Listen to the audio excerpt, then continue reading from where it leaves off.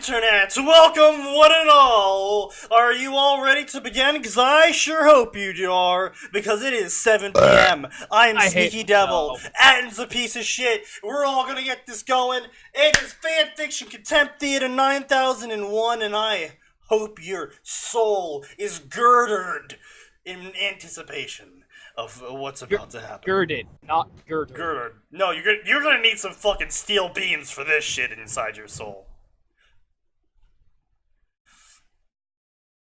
All right, I suppose.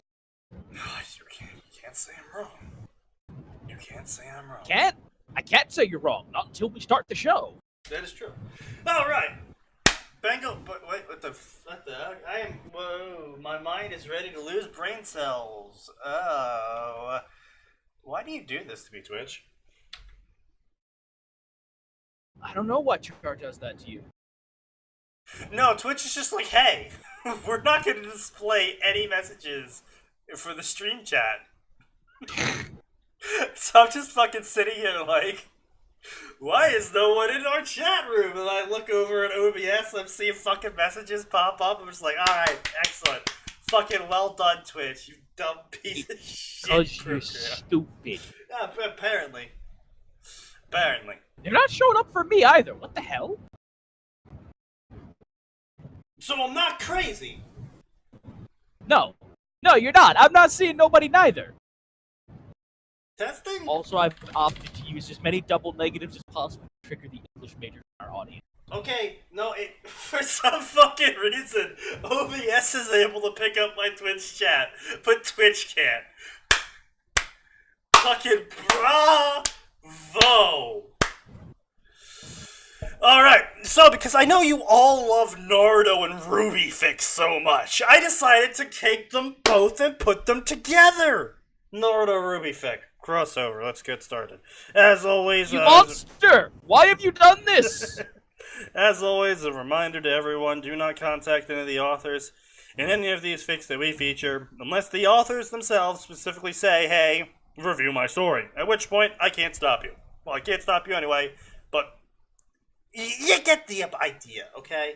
Don't be an asshole. No, that's all we're saying. I'm not even saying that, I'm just Control yourself. Yeah, I'm not even saying that. He's saying that, you're saying that, I'm not saying that. Anyway. Yes, I don't mind putting it out there. I don't mind putting that out there. I really don't mind that. Anyway, so as I was saying, yeah, right, blah blah blah, everything's in the Discord, blah blah blah, let's get this party started. Okay, I still cannot fucking see the chat. Is everyone else capable of seeing the chat? Or... Okay, I can see the chat now, but I did have to pop it out. Okay, let me try popping it out.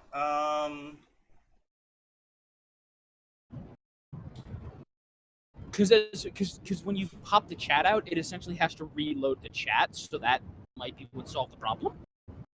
Who knows? Oh, you know what I think happened? I think Twitch updated their chat system. That's what happened. Ah. Oh, Jesus Christ. Zeke's is saying you're crazy because you've read 114 million words. Holy shit! I don't think some of our audience understands that when we say we like reading, we really No, you don't understand either. Reading.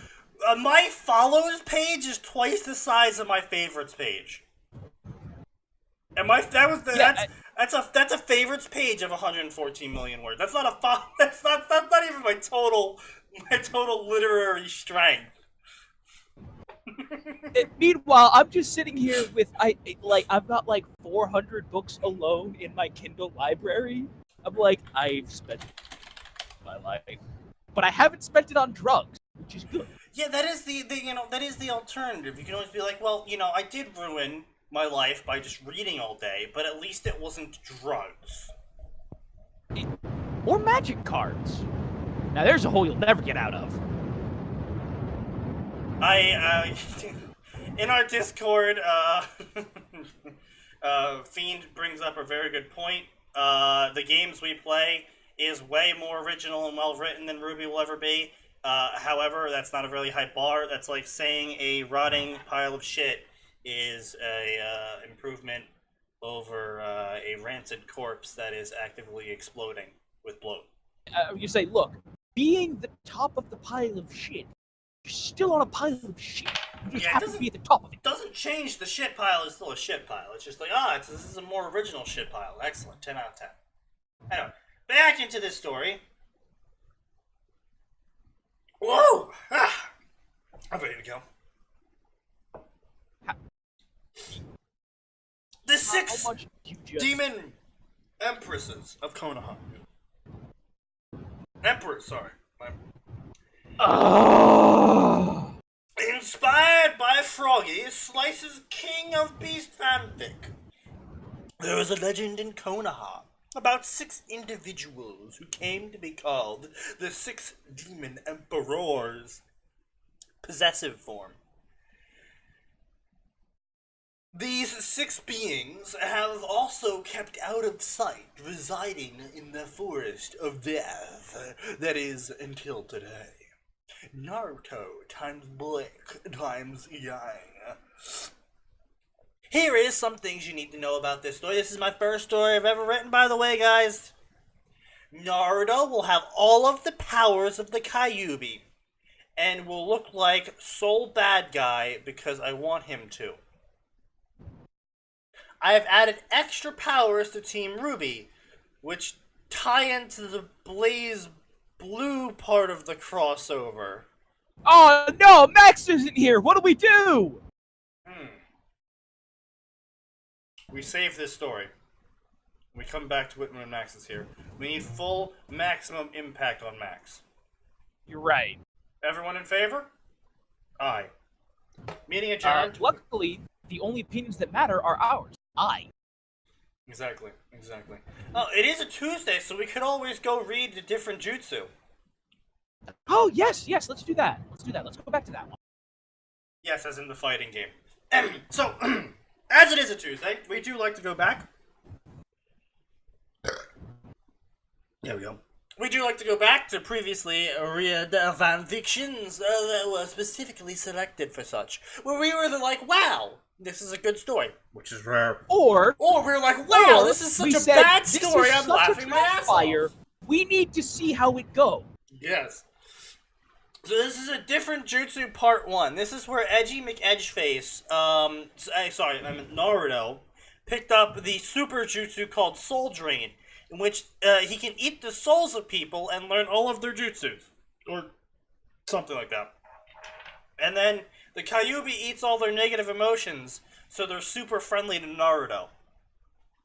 Oh, and they live inside his head. Oh yes, they all live inside his head. Head? Yeah, whatever. It's a head cannon.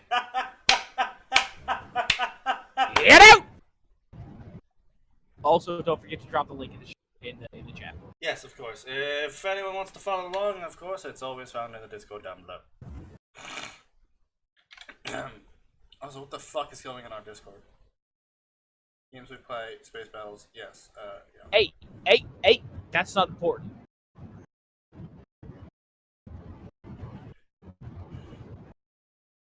Yeah, shit. Alright. Something wrong? Do you need me to read? No. Come on in, you two, said Sarutobi Hiruzen, the 3rd Hokage of Konoha. The bandaged Iruka entered with polite bow, the vastly powerful elder. Good morning, Hoka! Hey, Gigi! Knock it off, Naruto! Quick! Come on, author! Pull a fast one on us. Surprise me. Have him eat Sarutobi. No? That is so wrong. No, you're not gonna do that, author? That is so wrong. You listen here.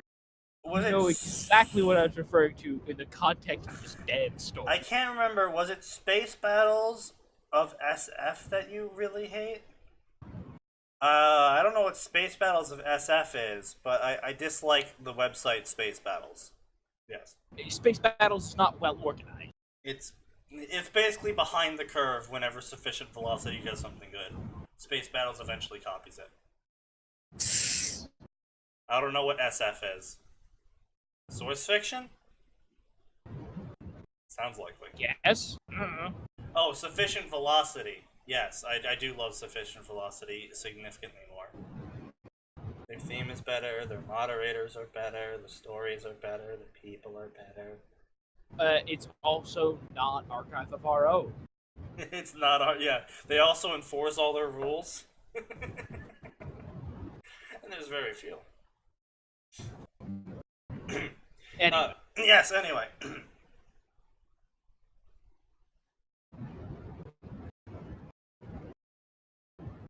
Moving. Yes, moving on. Sarutobi chuckles graciously. Good morning, Naruto. How was your rest? What? Why is he a crappy Yoda? Because he... No, that's not an explanation, boy. He hopped into a chair and leaned back, relaxing. Wait, Sarutobi did or Naruto did?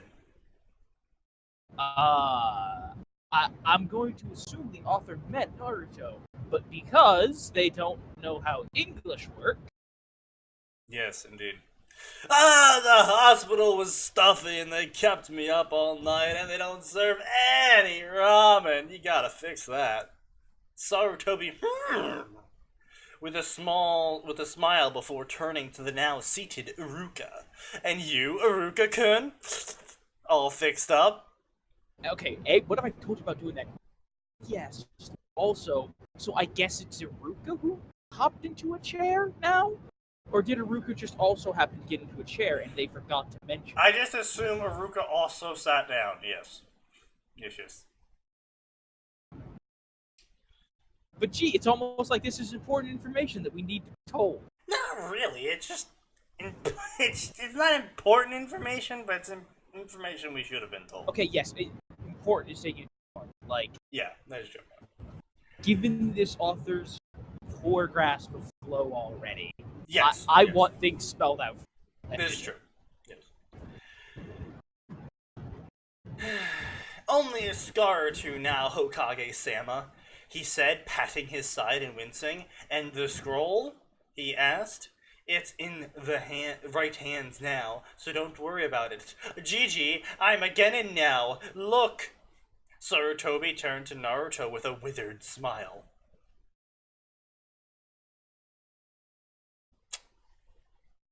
I don't think that means what you think it means. I think he is trying to be like, oh, Sarutobi turned to Naruto with an old smile. You know, like he's... Well, yeah, it's like he's an old man and he's smiling, so like... Yeah, withered smile is more like, I don't want to smile at you, but I kind of have to. Yeah. And your mic needs to be killed urgently.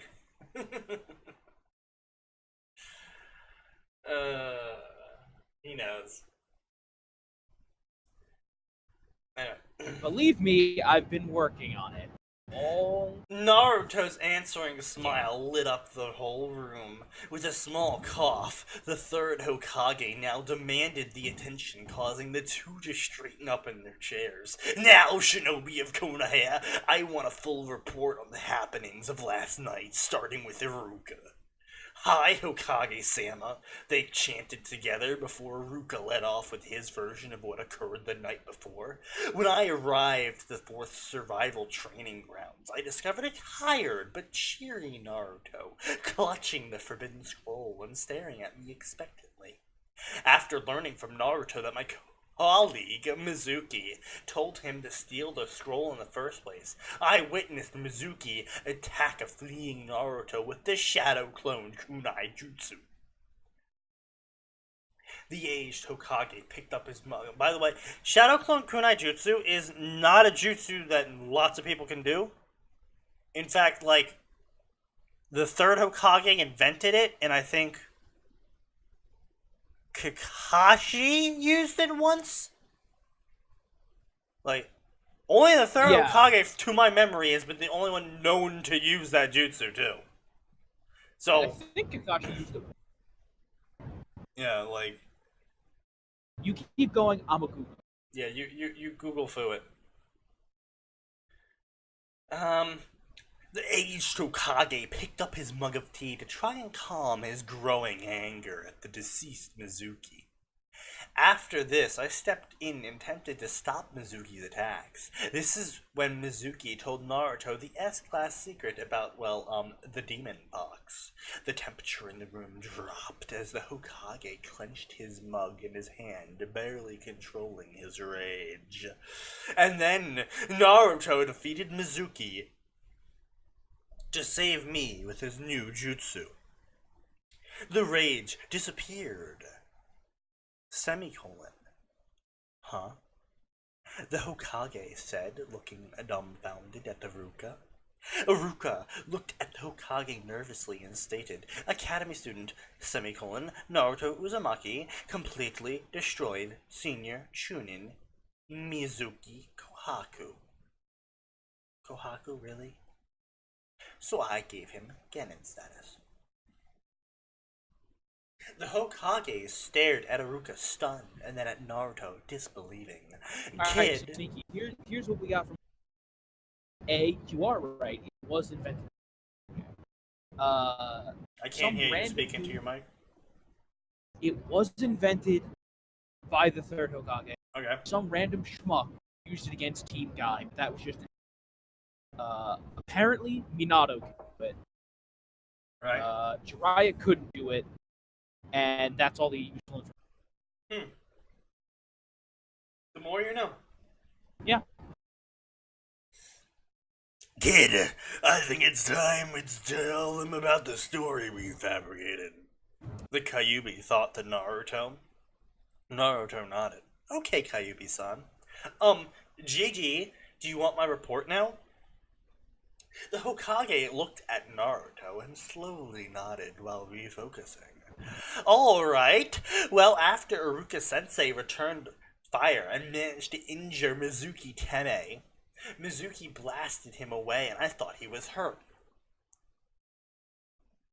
So while Mizuki was down, I hit him with my new jutsu and I sent his body way underground to rot.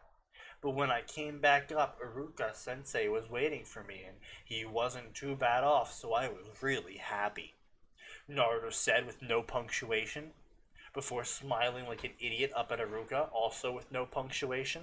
Okay, so wait a minute. Why is no one questioning the fact that Naruto... Wait for it! An Earth Jutsu? Well, that's impressive, Naruto. Could you give us a demonstration? Sarutobi asked with a proud nod. I knew this boy was a real treasure, already learning such advanced techniques at his age. Smirking to himself. Well, the thing is, Naruto rubbed the back of his head sheepishly. I kind of forgot the jutsu. See, that isn't my problem. My problem is that no one is asking how Naruto, the village idiot, or the equivalent of at least ninjas, is asking how he learned. First of all, where he got the ability to learn something so advanced, and how he learned it. Well, considering he was taught all the hand signs in class, and the Forbidden Scroll explicitly detailed how to do it. Did the Forbidden Scroll? Yes. You know how to do that? Yeah. Mm-hmm. Yeah, that's the author's fanon. Ah. Yeah, by the way, Atin, whatever you did to your mic made it worse. Ah. Because now you're just cutting in and out. Maybe just put it on push to talk? Yep, that's what I was doing. Okay. Anyway. Now, lol, he's an idiot. Blah, blah, blah, blah, blah, blah. Really boring story stuff that kind of really aren't important. Oh, I'll tell you about the fox. Oh, I'll tell you the truth. Oh, he's telling you the truth. Blah, blah, blah. Blah, blah, blah. Scroll jutsu. Soul drain. I'm telling Hokage this. I didn't destroy Mizuki. I ate him. How do you know that? And if a person like you would meet the Kyuubi. Well, I met the Kyuubi. You met the Kyuubi. I met the Kyuubi. The Kyuubi pledged himself to me. What? The Kyuubi pledged himself to you? Yup.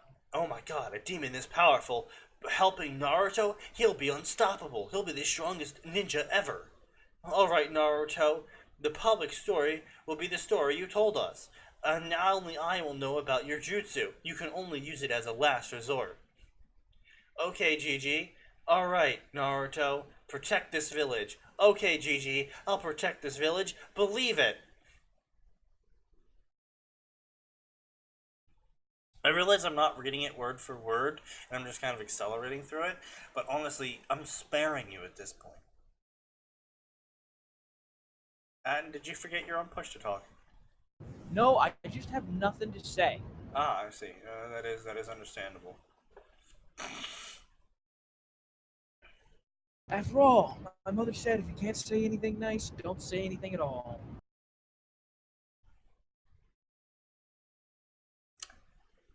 I don't know if that was ever said by me. I said my mother, you idiot. Yeah, well, those words I was about to say. If that was a worse author, Soul Drain would work using sex, and the story would be yaoi.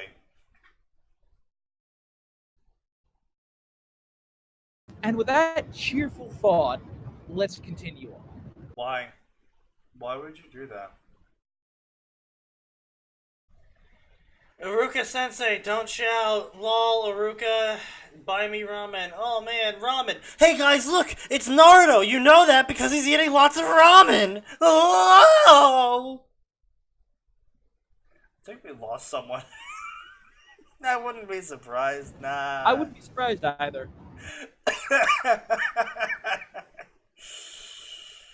Oh, the agony of living. Blah blah blah, Jonin meeting, blah blah blah, blah blah blah, blah blah blah, it's the Jonin, yep, okay, I want people. Yo, Hokage-sama, Kakashi Itake stepped forward. I was told that no matter who I choose, I'm gonna get the Uchiha, cause my Sharingan, so can I have Naruto as well, please? A huge uproar broke out. Demon Pass? Hokage-sama? You can't let Demon be seen team as Uchiha.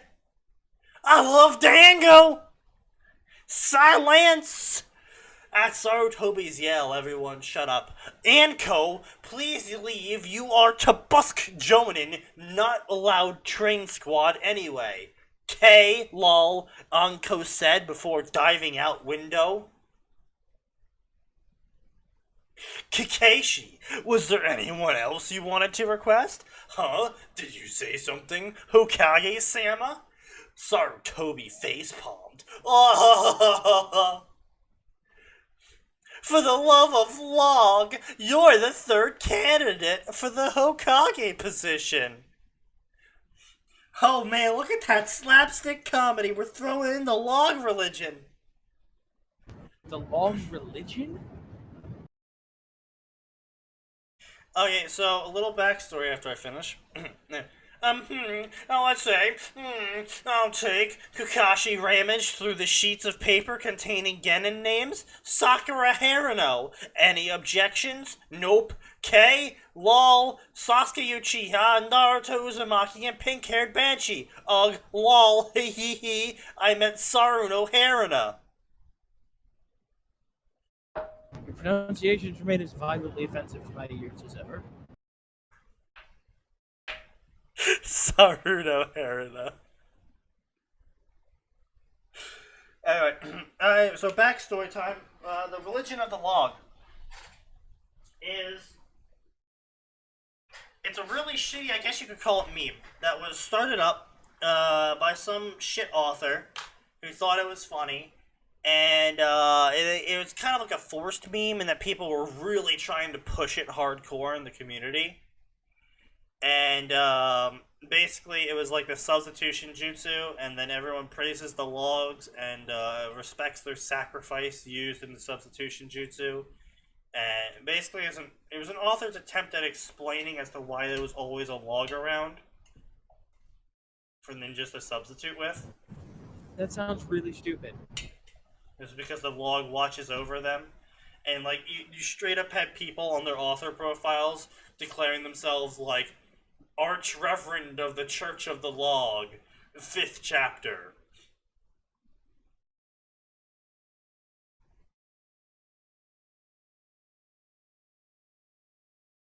Kokage approached Long Naruto and found new passion. Ramen chef.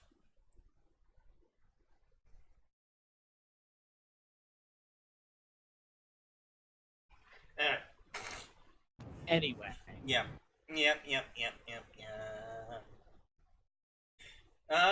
Let's see what we got here. So we had a Ruby Naruto story. So clearly everyone wants to hear a Elder Scrolls story, right? That's what everyone came here for, right? Sure. All right. So this is an Elder Scrolls story. Specifically, it is an Elder Scrolls story of Skyrim, because you know, people are too unoriginal to look at the lore for anything else.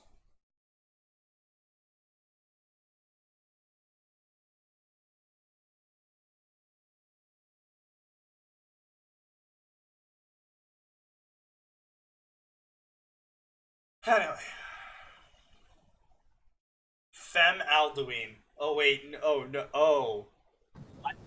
Oh no. Oh no. I am lodging a formal protest. This violates all kinds of treaties. A dragonborn destined to slay the World Eater Alduin for the sake of everyone. But things never have to be like that. There's always a second path. You only have to choose which path you want to take. Male Lord Dragonborn times Fen Alduin. Alright, so, I don't know if this is like a fetish thing or what. I do know, however, there is a very popular Elder Scrolls story. It is female Dragonborn times male Alduin. And it's not what you're thinking. It's called Dragonrend. It's actually extremely good, and there's very, very, very little romance in it. Or smut at all. There's smut at all, actually. But there's barely any romance. It's actually a very good story. Lots of world building, good stuff. Good evening, Arn. Welcome to hell. You should run. You should run while you can. Ugh, where am I? What happened? Period? Question mark, period? A Nord male with long blonde hair sat in carriage with his hands bound. When he was child, he had been living here in Skyrim. Oh, good. Is that Max? Sneaky. Let's finish this, and then we can go to that special treat. Indeed. Oh, yeah, Max, we saved something special just for you. Don't spoil nothing. Folks. No. Please don't save special things for me. I don't like no, that. we Special had things to. for me were scary. We looked at that and we were just like, wow, we can't not do this story without Max. He's correct. It's just one of those things where it's like, oh, Max knows what this is. We'll fucking bore him to tears with this. Yes. We'll ruin his favorite thing. Oh, yes. That is exactly what's going to occur. It was sad because... Wait, hold on. He'd been living in Skyrim, his homeland, but when he was 5 years old, his parents moved to Cyrodiil. It's too late, Isley. I'm stuck here. Sorry, that's not... Cyrodiil. Cyrodiil? Cyrodiil. Cyrodiil? How did he... Hang on. What? I think it's dill, like a dill pickle. Hang on, where? What? He misspelled Cyrod Isle. Hang on. Where the fuck are you? Right at the second second first line. paragraph, Max. The first paragraph, second line. Third line. Isn't that? I thought that was how it was spelled. No. Yeah, Cyrodiil. Cyrodiil. Yeah, no. It's double I, Boy. really? Yeah. Yes. Boy, they spell it weird, but it's They made up. do. I have Yeah, no, that always pissed. That was the worst part. Like, Skyrim was my first Elder Scrolls game, so whenever I came across words like that, I just had a small aneurysm. Like, fuck you. Shit. Fuck You're you. right. I always thought it was only one I. Holy shit! Been wrong I this have been. entire time. I have just You been can be dunked forgiven on. for that. I have been dunked on thoroughly. Yeah, but you can totally be forgiven for it, though. Author, we apologize. We was wrong We was canked, about and then we were this. wrong. But That's now he what lived in consultants are Imperial for. City from there on. But now that he is 20 years old, he decided to go back into his homeland to finally live there again. It was sad because his parents couldn't go with him, but he promised he would be alright and come back home someday. And now he was sitting in carriage as prisoner with others. He was interrupted in his thoughts when another Nord male with long blonde hair, who was sitting in front of him, spoke up. Hey, you!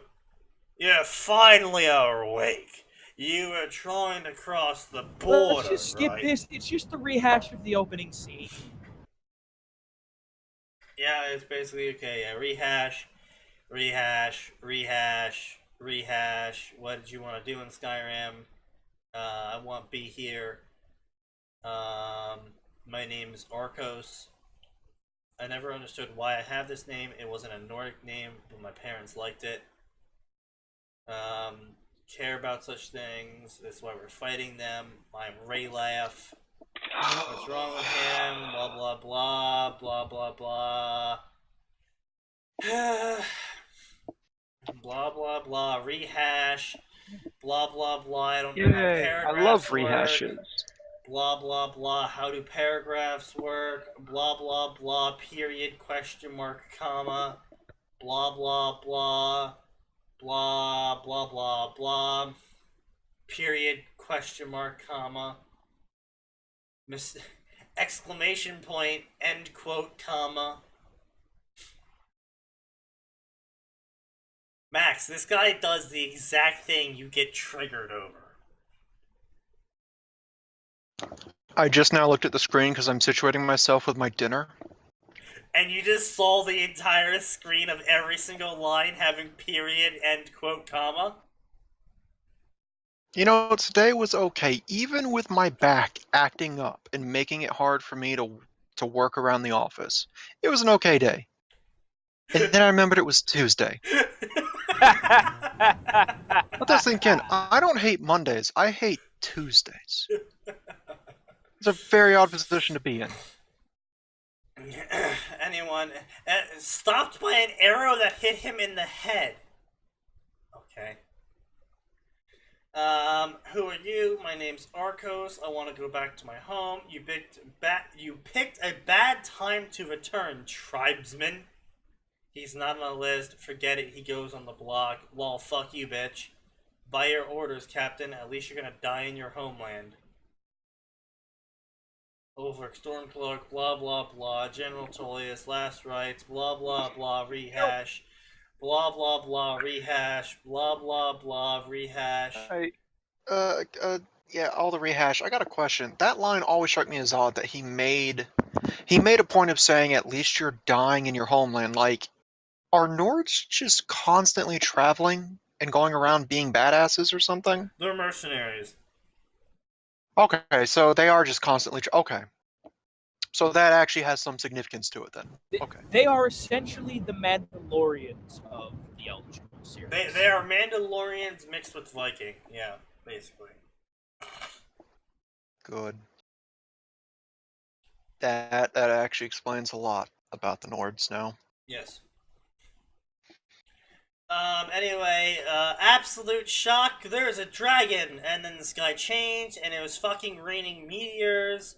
I fell backwards. Tribesmen, come on, let's go. Jarl Ulfric, what's going on? The dragons are burning down the place. Dovahkiin, this thing could talk, oh my god. I couldn't understand what it was saying, but it had a female voice. Or maybe I'm insane. Get out, author. Just get out.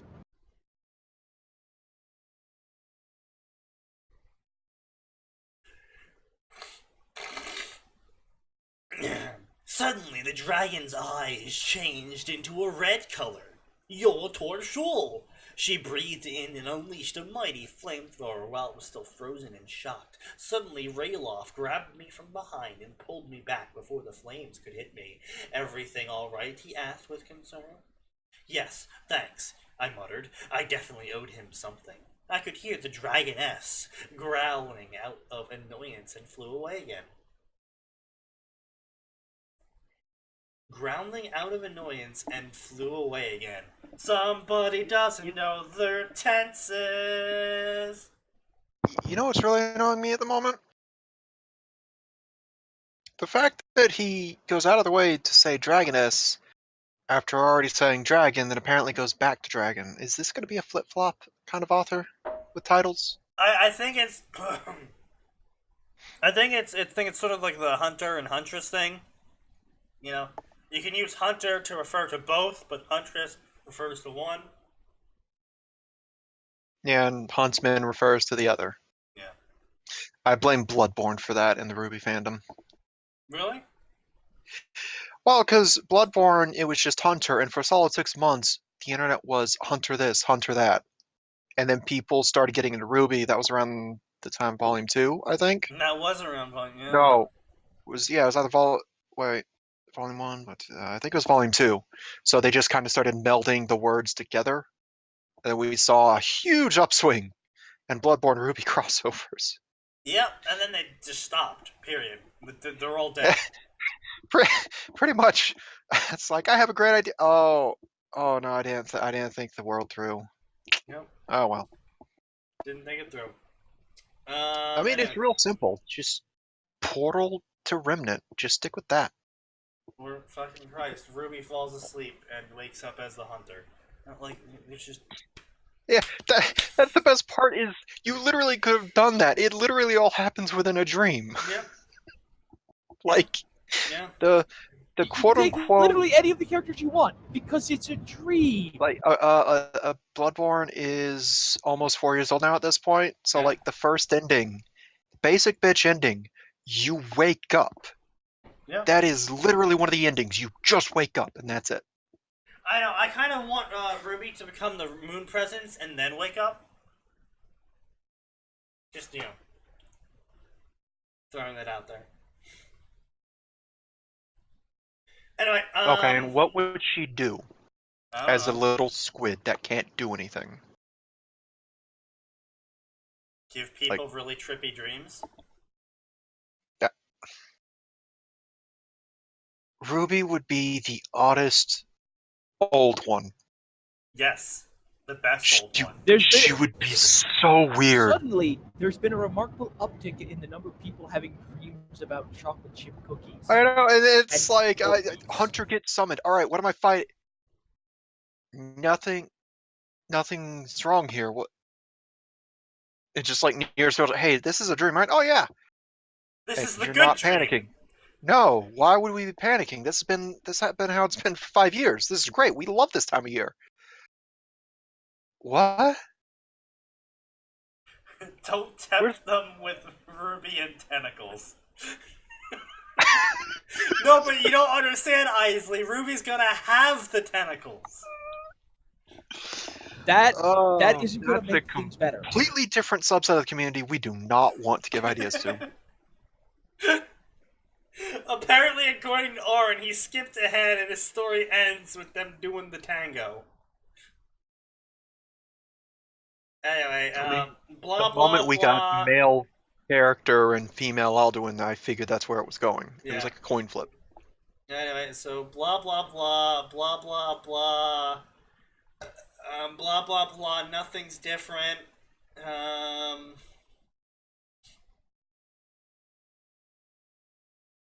Blah, blah, blah. Some dialogue that isn't in the game but really is uncreative. Blah, blah, blah. Blah, blah, blah, blah. Blah, blah, blah. The bear scene. Blah, blah, blah. Let's go down to the town. Wow. Literally wow. Nothing. This was a chapter of... That is actually probably the worst part about Skyrim fix is the first chapter is almost always a rehash of the fucking opening scene. And it's just like, Oh, this is that so is. boring. I am Look, we brought this so problem up glad. with Ruby time and again. Everything we've said applies here to the Elder Scrolls. Yeah, no, but see, the difference between an anime's opening scene or something else, like, the problem is the Skyrim opening scene was just really boring and lame. It was scripted to all hell. Run along this path. If you don't run along this path, you die. Okay, well, I have to run along this path. Can I deviate? No, you die. Okay, so I'm forced to run along this path. Okay, and now I have to choose someone who will give me generic commentary and doesn't actually change anything besides whoever I can join first in terms of who I have to quest to join first for. Because it doesn't actually matter. Nothing actually matters. You can literally walk out of Helgen with literally everyone murdered on both sides, and nothing would change. Yeah.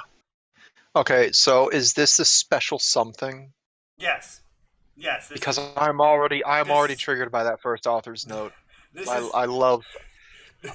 Oh no! I just looked at the second one. No.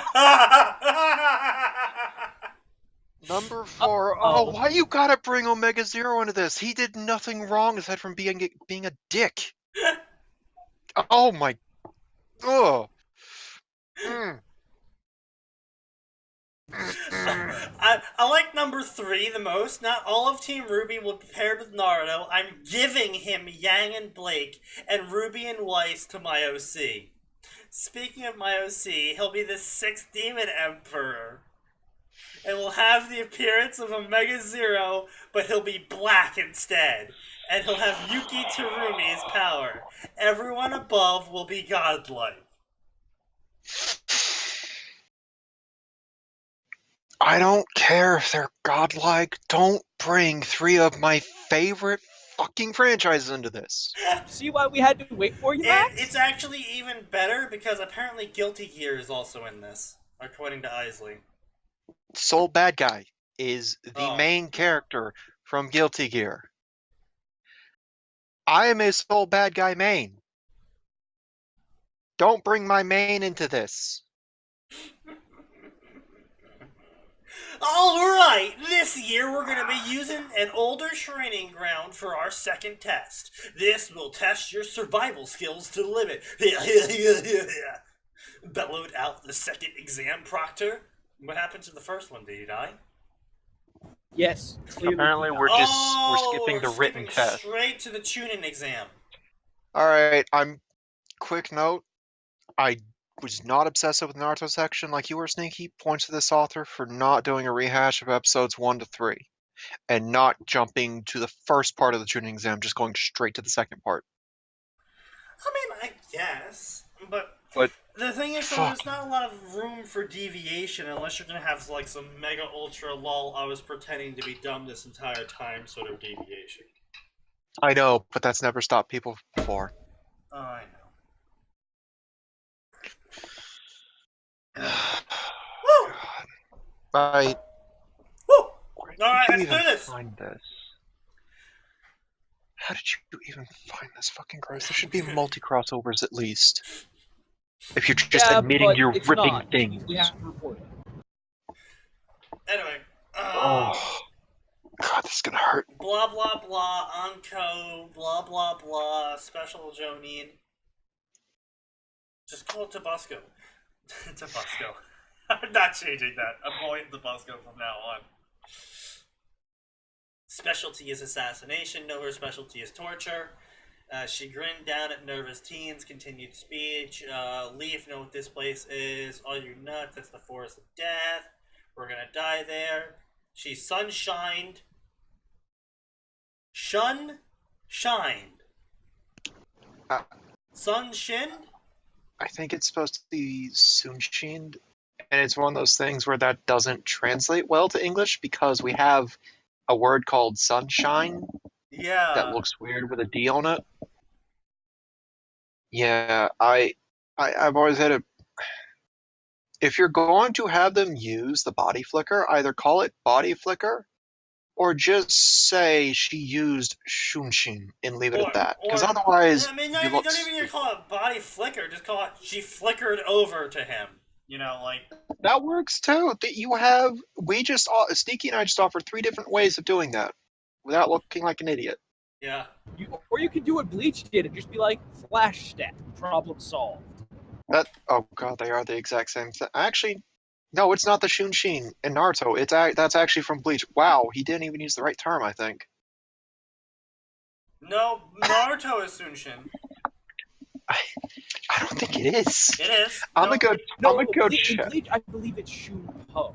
Yeah, it's Shunpo for Shinigamis. It's Flash Step for the Quincy's, and it's something else for the Hollows. I forget though. Why can't any of you For the motherfuckers just Hollows, admit that you're it's moving at Sunito. high speeds? And don't ask me, out of all the useless information for me to remember, don't ask me why I remember that. Wait, what was it I called? can't tell you. Sonito, I think. Oh, Sonito. Oh, yeah, the Yeah, Sonito. Sonic. Yeah, Yes, because Spanish Sonic, for Sonic, yeah. Apparently also Spanish for sound. And beat. And twang. Really? Okay. Wow, I now want... Okay, you know what? Stupid request. I now want to see a Bleach abridged that when they get to the Arankars, they actually say twang Twang, twang. for that. Whenever twang, they do that. Twang. That's like... just have a guitar string just twanging every time they do that. Twang. And I want someone to be like, why the fuck do you keep making that noise? Stop it. Anyway, blah blah blah. Oh, that's the Forest of Death. That's where the Demon Emperors live. I'm not going in there. You Wait, have what's fun this? with A that. Forest of Death? That sounds like something I should immediately. Well, if you'd rather turn tail, blah blah blah. No one's seen the Emperors in 3 years. Quit now or die, Glare.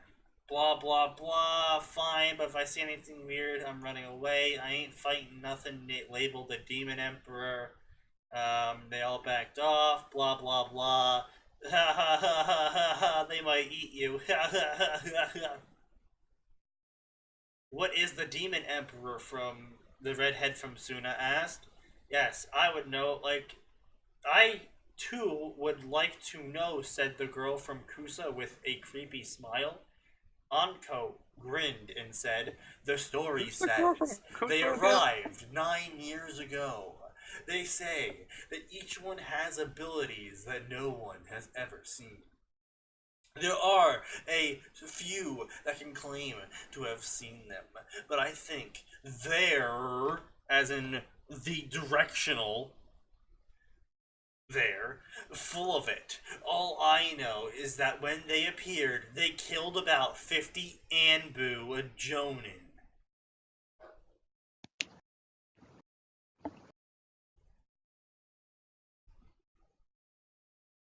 Seems like that would have been a bigger deal and they wouldn't have just let them sit in the forest, but okay.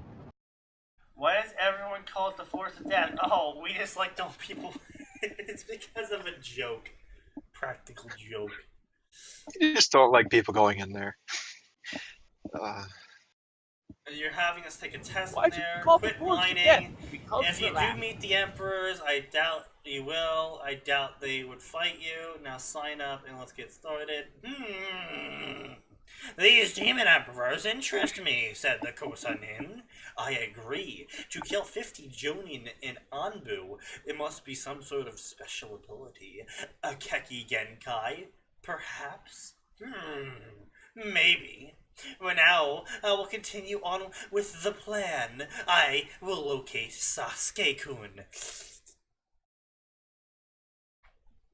I believe you mean Sasuke? Sasuke? I guess that works. Sauce.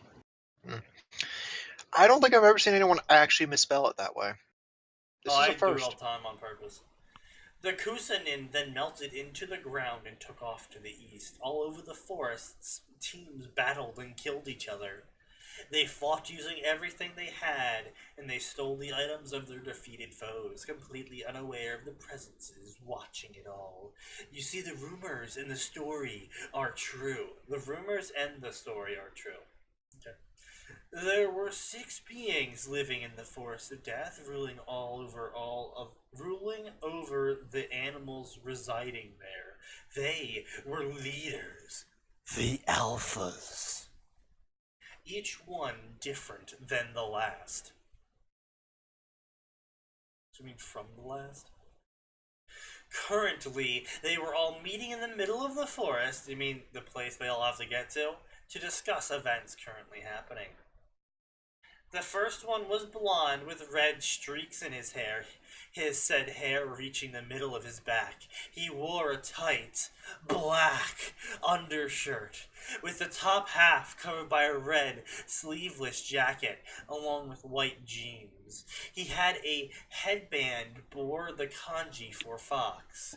He also I wore am so a angry right pair now. of black fingerless gloves, red shoes, Come on, Max, and what's a the problem? drape of red Because cloth. this is literally just Soul Bad Guy's character description, copy pasted off the wiki, essentially. Correct me if I'm wrong, but aren't there 1 to 2,000 ninja per village? I think that 5 to 10% of your army being wiped out would draw a response. As far as the math I've personally done, yeah, no, it's around. I believe Konoha with the largest population, came out to around a couple 100,000 people at most, with like a standing military of like 10,000. And that was like at the highest estimates, like being really generous with everything. I have completely forget where I got to that and how I got those numbers, but like, yeah, the the populations of the villages and shit are fairly small, and losing 50 of your elite, that's fairly significant. Being that I don't even think there's Yeah, I said that. I was like, I don't think they just let people like, oh, hey, we lost 50 people. We should just well, let them sit. no, I don't think. No, I didn't hear you say anything. You've been pretty quiet I for a might while. not have hit push to talk, but I definitely said it. Yeah, I'm sure you did. Yeah, no, it's just I don't think there's even 50 Anbu or 50 Jonin. Like, I remember the scenes with all the Jonin, and there wasn't ever that many. And like even most of the armies back when they did the Fourth Ninja War, let's all get together. It was like mostly Chunin and Genin composing a majority of the armies. Hey, Arn, the link to this story is on the Discord. It was the first thing he put down, and I'm Yeah. assuming once they saw the author's notes, they decided to wait till I actually got on stream. Yep. That was indeed what occurred. That's precisely what happened. Anyway, I'm not going to bother describing. He had 9 foxtails extending from his back. Standing next to him were his girlfriends, Blake Belladonna in her intruder outfit, and Yang Xiaolong in her hunter outfit. In front of them... Dear author, you are a lazy sack of shit. In Get front of out. them was their bestest friends, Drudge, Weiss in her Snow Pea outfit, and Yang's sister Ruby in her Slayer outfit. So, Ruby said, starting the conversation without any punctuation, what should we do about the people coming into the forest? Let's fight them. I'm curious to see what kind of powers they have, Yang said in excitement, only for her suggestion to be shot down by Blade. Wait a minute. You're telling me no one's come into this forest in 9 years or whatever? Well, I think they said no one's seen them in 9 years, and to be fair, like, they actually do kind of avoid the forest of death just on principle of giant fucking animals everywhere. I think they run patrols occasionally, but the forest basically does their work for them for anyone dumb enough to try and sneak in that way. Yeah, no, I believe it's, like, specified somewhere that's like a Jonin training ground or something. Yeah, like, no one but the elite but of the still, elite go in there, and I'm even saying then... no one in 9 years went in there to even investigate the fact that there's apparently horrible murderers in there. Well, considering the fact that they killed that 50 of the village's elite, yes. I think at best, Atin, Saratoga would have come out and be like, alright, listen, I want to fight, we won't fuck with you, you won't fuck with us, have a good day, without ever meeting them face to face. I feel like Saratobi would have at least tried to. I mean, sure, he'd have been like, I just want to meet, because he's not... He doesn't like resorting to violence, which, good on him for making it that far while being, like, the closest thing to a pacifist you can be in that world. I think it's less of a pacifist, Max, and more like, I am old now, don't fuck with me, and everyone's like, that's a pretty good advice.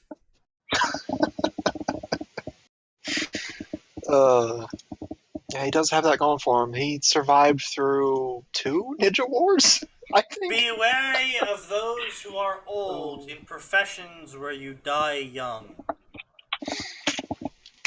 I want to say Saratobi lived through at least 2 wars, didn't he? 3. Through wars. All 3. Yeah, 3. Wait, was he there for the first one? Yeah. He was a Genin. I thought it was a Genin for the second one. No, he was assigned to the Okage's squad in the second one.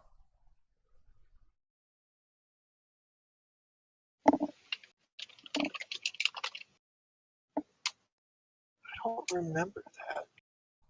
Yep. Why is that not... Okay, seriously, Wiki, you can't tell me if the man participated in any ninja wars? What the fuck use are you? You mean the Forest of Death? No, I meant the Forest of Meth. People here mostly die from overdose. Oh god, he really did live through all 3. Jesus Christ, this man could be crippled and on life support. I still wouldn't want to fuck with someone who lived through all 3 of those. This man is almost at the level of King Dag. So I've Almost. No one shit. can ever make it to King Dag levels of power. Why won't you die? Oh my god, he's soloing the enemy army! How? Sneaky, confused screaming.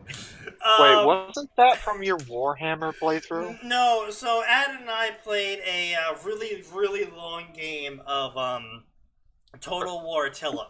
Total War stuff. And King Dag was the king I started with. And he I lived remember you telling me about this fuck. to like 99. And he was blind and crippled and wise and venerable and deaf and mute. And he had every buff and every debuff. And he would not die. And so we entered a battle, King Dag versus invading army. And King Dag runs out alone. Of course, I send him out alone. And he fights the enemy army and kills about 50%. Bear in mind, Sneaky did this explicitly because he needed this man to die. Yeah, I was trying to kill him. He killed was half of the enemy army alone. And I'm just sitting here like, oh my god, he might not die from this. I'm spectating and I'm just like, he's not dying, Sneaky. I remember this now. I was in the call with you guys. And so I had to use... you freak out. I had to use all of my artillery and just firebombed his position to kill him. To be fair, technically speaking, you ordered your artillery to bombard the enemy army, which happened to have surrounded the king. This is true. He basically called an airstrike on his position. But still, it was just like... fucking solos enemy army. At age 99 is a blind, crippled, deaf, mute man. Almost wins. Who had a hump. Don't forget the hump, Sneaky. Almost, yeah. The hump. Anyway. King Dag. Like I said, no one will ever be able to reach the same level of power as King Dag. I don't know. I would like to... Well... Actually, no. Madara would have. Madara and Hashirama theoretically could have, actually. In summary, never fuck with old people. Yes. Yeah, no, that pretty much sums it up. Old people are old for a reason. It's because they were intelligent enough not to die. That's pretty much what it comes down to today. Back in medieval times, nah, different story. You know, hell, man, even today, I mean, it's like, how did you get old? Oh, well, I didn't eat a Tide Pod, kiddo. The fact that I'm going to have to say that to my grandkids someday depresses me immensely. There was some. Alright, and we're going to talk about January of 2018. Alright, so this was the month where everyone decided to start eating detergent. Moving on. Boy, Yeah, that's a no, really what- great joke, teacher. I ain't joking. You I ain't joking. Yes, indeed. Alright, anyway, so, Blake shoots down Yang's attempt at beating the shit out of people who are infinitely inferior to her. Yes, of course. Well, I mean, it seems to be the usual Blake thing of, why do you keep trying to stir shit up? Stop, even though Blake is constantly stirring shit up. Indeed. I don't know. I'm liking Yang's idea. Blah blah blah. Smell like snakes and biting people. This guy is full of strange abilities. Yang smirked. Everyone else sighed. You're both as thick-headed as ever. Drudge and Ruby and Blake, Drudge, and Ruby chuckle while Gang and Naruto gain tick marks. Scent of blood bombarded them. Someone was attacked, but not by creatures. Blah blah blah. It's the Orochimaru. Oh no! It's Orochimaru! Female. She was gushing blood. Orochimaru. What's an Orochimaru? I don't know, Ruby. Maybe we should. Oi, Naruto! What the hell are you doing? Drudge screamed a blush on his face.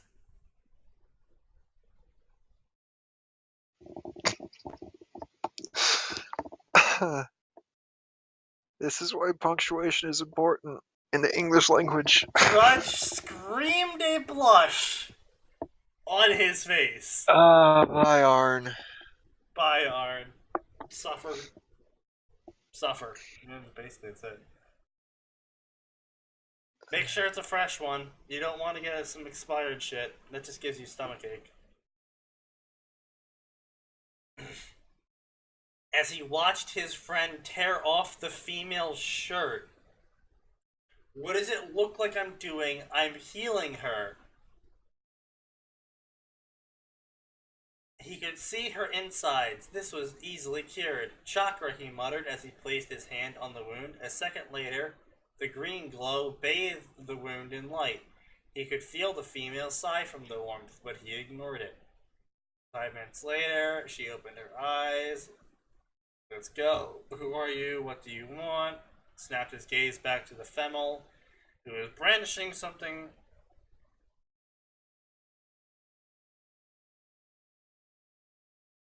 Naruto snapped his gaze back to the female and saw that she was up on her feet and glaring while brandishing something small sharp. I see no problems here. Carry on. Who are you? What do you want?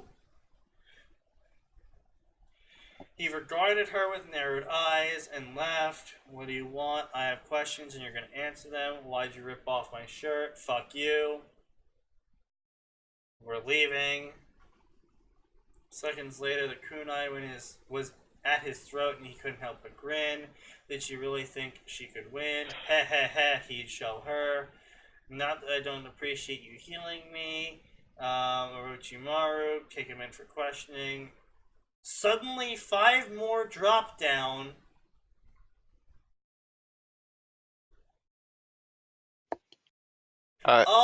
Suddenly, 5 more drop down. Please pick a tent and stick to it, like... They were wearing cloaks and porcelain masks. He wondered how he didn't sense them. Suddenly, faster than the eye could see, Nard appeared behind Anko, putting her in a chokehold. Hey, the other five dashed forward, intent on rescuing their comrade. It was all for naught, as a wave of shadow suddenly appeared, blocking their path before disappearing. Looking behind them, they saw Blake, her arms outstretched, pointing up. Looking to where she was pointing, they once again were shocked as Yang came rocketing in from the sky, slamming her fist into the Anbu's face, causing it to explode in flames. Could you not exaggerate? That's a bit much. I'm not exaggerating. Slamming her fist into the Anbu's face, causing it to explode into flames.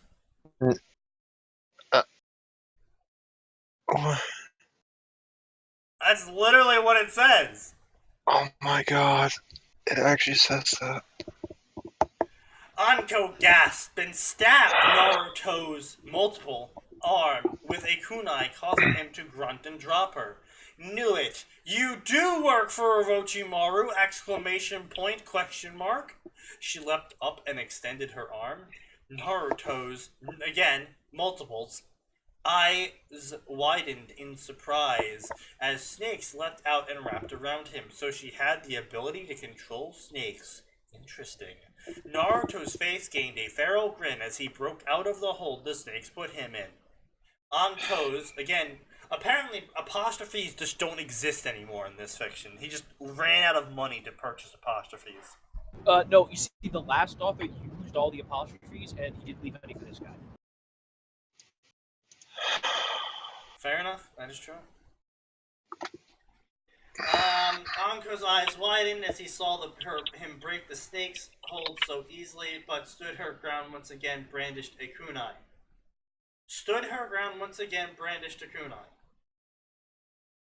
I failed English class. I don't know what words are. What the hell are you? Me? Naruto's grin grew wider as he rushed her, clashing his sword against her kunai. I'm your worst nightmare. While this was happening, the four others had recovered after seeing the death of their comrade and sprang into action, each taking an individual opponent. Oh boy, I'm so glad we have the time to do individual battles to show off how awesome and amazing these people are. Oh, it's not like that's completely unoriginal and completely dumb, and why?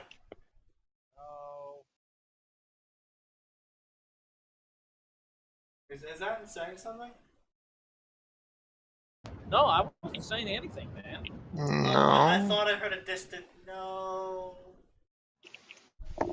I had my mic muted for that. Why did it still pick it up? Oh, that was you. Yeah. That was me. Why did it still pick that? Blake dodged all the sword strikes. Then she parried an incoming strike with Gambool.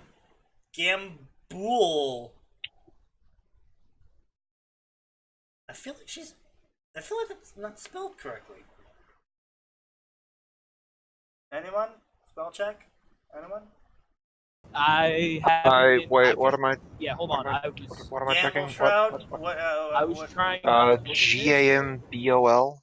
Okay, good. So Gambool Shroud before stabbing the Anbu in the leg and shoulder. Really? At the same time? Magic. Wait, where's this at? With Blake. She then sweep kicked him, causing him to land on his back. Give up, Blake said. To me, That's not how Gambol Shroud is supposed to be spelled. Why? To me, your apostrophe E moving at a snail's pace. While I could kill you in a second, leave now while you still have life in you. The Anbu's response was to glare at her through his mask as he started doing the hand signs. Once again, no problems. Everything checks out.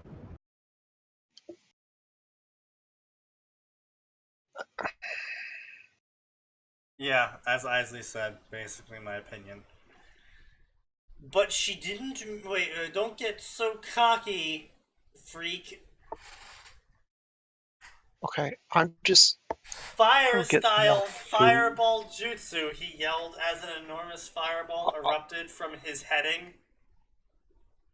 From his heading straight for Blake. Oh no. But she didn't move from her spot. Even as the fire enveloped her form, there was no scream of pain. No smell of burning flesh.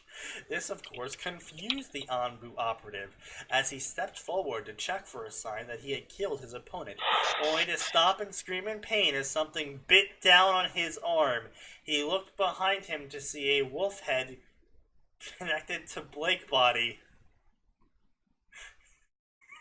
Blake body. I warned you, Strumwolf, was all she said before she devastated the Anbu with a long flurry of attacks, with various body parts of her transforming partially into wolf arms and legs. She then proceeded to hit him with a rapid series of lightning kicks, ending with a kick that sent her opponent through multiple trees before he descended into the forest floor dead. Hearing clapping, she turned to see Yang standing on a branch where she had witnessed the fight. It's Storm or Wolf, and that is just straight up one of the special moves from Blaze Blue. Yep. Nice Described job, Blake. almost word. I'm gonna go get some more food while you continue with this train wreck. I'll be back in just a moment. I hate you. Oh, Max, it sounds like you're hating this. It sounds like you're not really enjoying the Blaze Blue fan fiction that we're reading.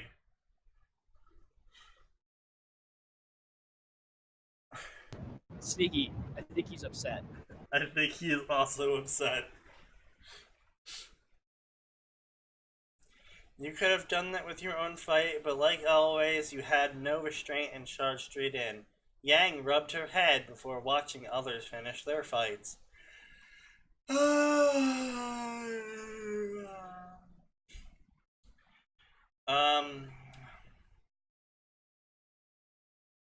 She was shocked a kid like him could fight her. Blah blah blah. They could barely keep up with him. Then she realized she wasn't fighting some Orochimaru servant. Oh my god, we should totally run. Yeah! And they ran away. Naruto watched them run, and he could taste their fear. Blah blah blah, blah blah blah. He would let them live because they could tell stories of their existence. 6 of them. Oh, we're not even doing a multi-fight scene. It was just literally just Blake, and everyone else had just killed everyone. Okay, got it. Okay, they locked themselves in the structure. The Whites had been there before. Nothing was there. Blah, blah, blah. They approached the door. Blah, blah, blah, Sarutobi. And blah, blah, blah. Help us, Sarutobi. We met them, huh? We met them. It was incredible. You should have seen it. Met who? Orochimaru. Where is he? Well, I met Orochimaru too, and he nearly killed me. That's not important. That's not important.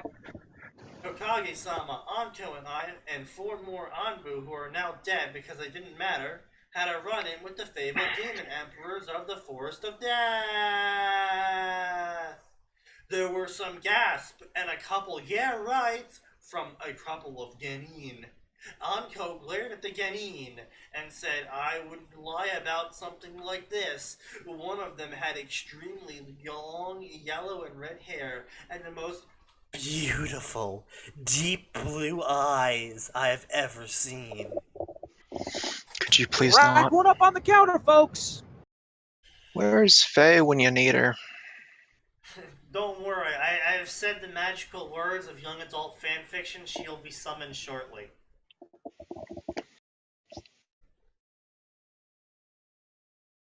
they picked off Anbu like it was a walk in the park. What color was his hair? Yellow and red, sir. Could it be? If so, I was right. Hokage-sama? What? The door burst open and in came the fabled demon emperors. That's them, said both females as they leapt away, and to Sarutobi, everyone gasped and examined them. The girls all blushing when they saw how hot Naruto and Drudge were, while the guys all gaped at how hot the girls were. They're our age, exclaimed the spiky-haired Otogenin. Drudge slowly swept his gaze over the various individuals before him. So what do you think, Naruto?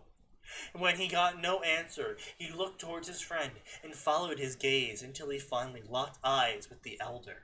For a whole minute, they stared into each other's eyes, until finally the elder snapped out of it as he gave Naruto a warm, happy smile, while saying one line that would cause numerous people to gasp again. Welcome back, Naruto.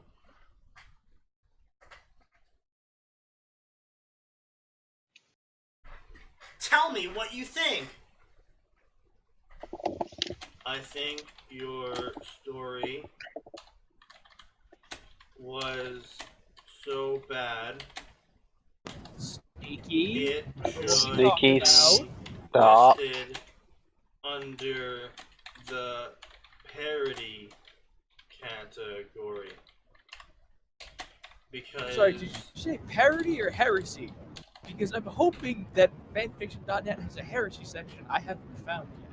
No, it doesn't. Dang, that would be so much more interesting. Anyway, so now that story has been read out loud to people.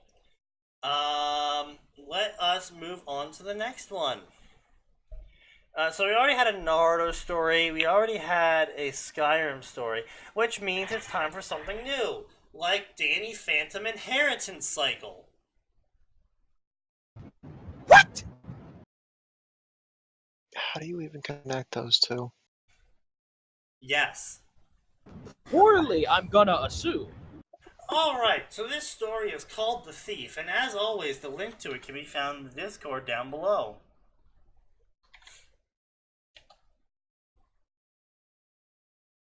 The Thief. Danny falls through a portal and immediately inserts himself into a power struggle between Galbatorix and the Verdant. Oops. Angela hummed, stirring her cauldron slowly. Solembum laid at her side, tail twitching. Angela thought it was an interesting day. But then, all days were interesting in their own ways, so that wasn't saying much. Solembum's ears twitched and he raised his head, blinking owlishly. Something had disturbed him from a nap. A sudden chill up his spine, a pre-motion that something would happen.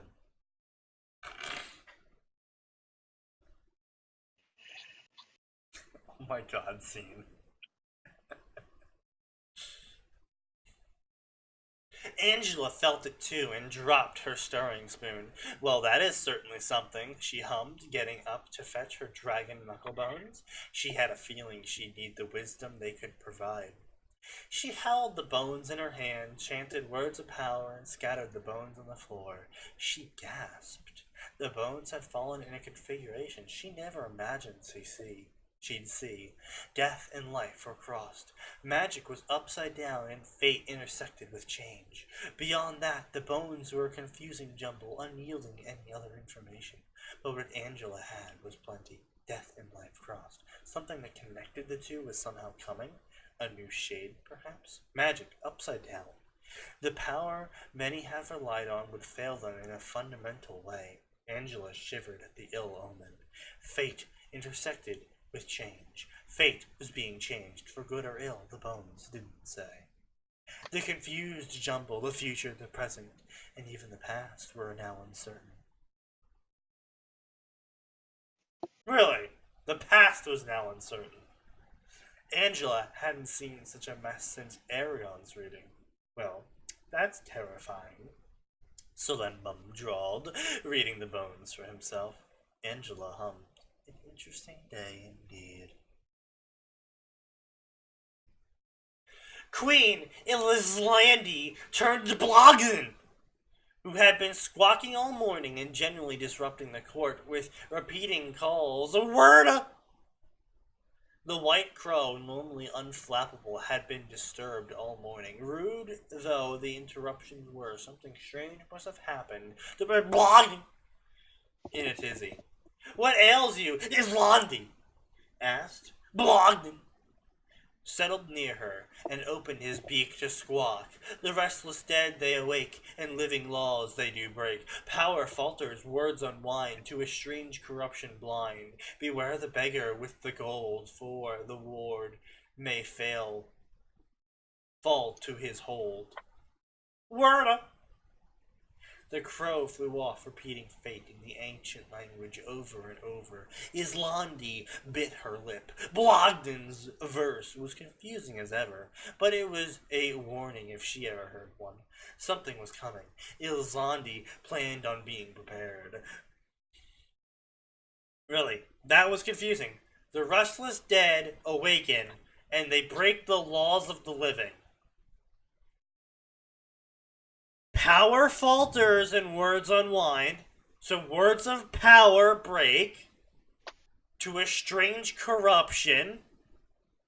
Probably would cause the dead to wake. Beware the beggar with the gold, for the ward may fall to his hold. Well, there's really only one ward that they really have to beware for, and that's the ward protecting them. I don't know what part of that fucking thing was confusing, being that it was written by some fracking dumbass who was trying to be all philosophical. Yeah, at least they bothered to rhyme it. Anyway, can I get some input from the peanut gallery? I hate it. I'm glad it was short. Well, good. We're reading the next chapter. God damn you. It's your fault, Atin. You called attention to it. There was a flash of light, a terrible twisting sensation, and Daniel Fenton, a.k.a. Danny Phantom, fell through the portal. His ghost-formed jumpsuit soaking from the enemy ghost ectoblast. It was a new opponent, one Danny hadn't ever met before, literally stumbling upon its lair in the ghost zone, a realm with a bad habit of creating short-lived space-time portals leading to who knows where and when. Danny grumbled in annoyance, rubbing the smoking patch. Stupid ghost zone, stupid, weird, violent portal. Alright, to be fair, that's pretty much what Danny would have been saying. Oh yeah, no, to be fair, so far Danny's okay.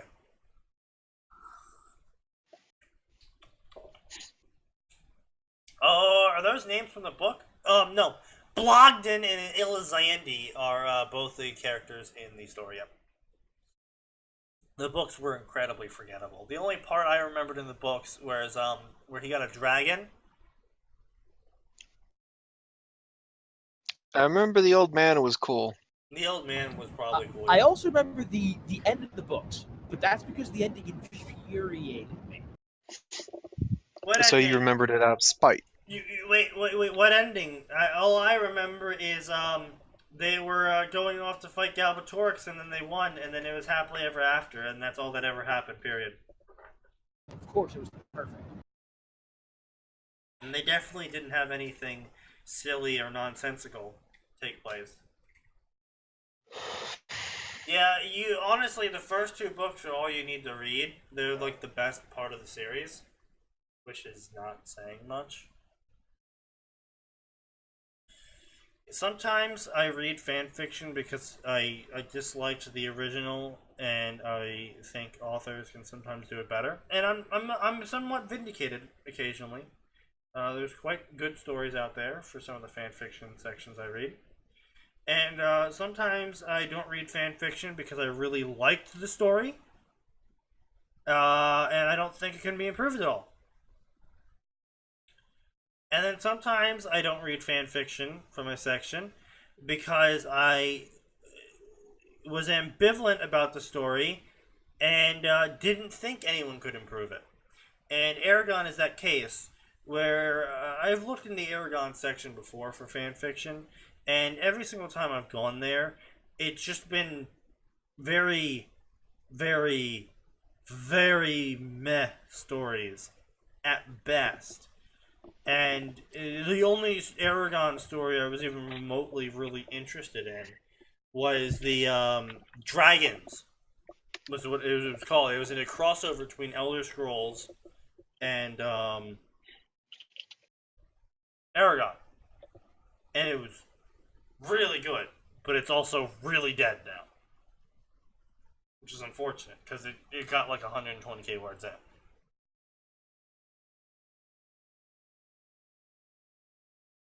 Yeah, more or less. Yeah. The movie was. We don't talk about the movie. Listen, let me give my opinion on the movie. I saw that movie with my father and my brother. Now, at the time, I had not read the Aragon books. At the time, hold on, let me look up when this movie came out. It's early thousands, wasn't it? Mid-thousands? It was back when the Xbox 360 was big. So 06. They made a Okay, yeah. 06. 2006.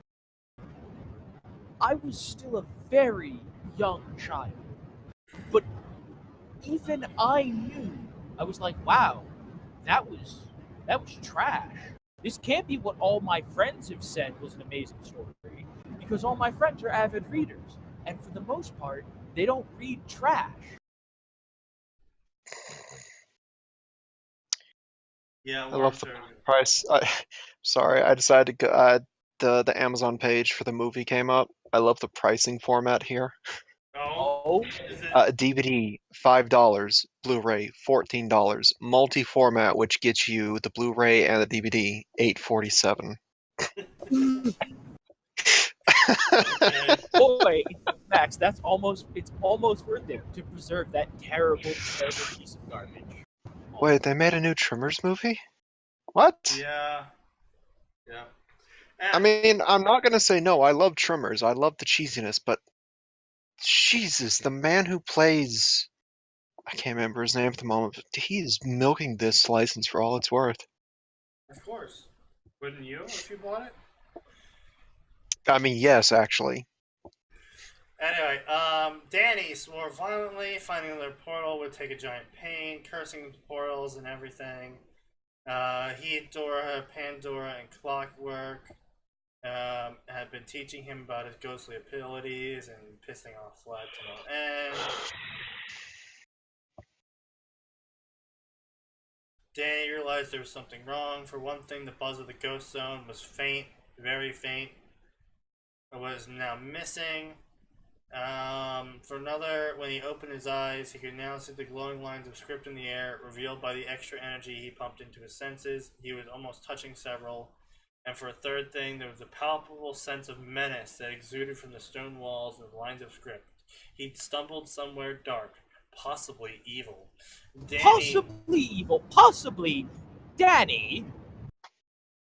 Well, only a little, just a tiny bit. Yeah, like, it's only Galbatorix's castle. You know, That would be like it's Frodo looking up at the Eye of Sauron and being like, I think that might be the bad guy. Maybe, just maybe. Guys, I think he wants the ring. No shit, Frodo. I should probably go give it to him. It is his property after all.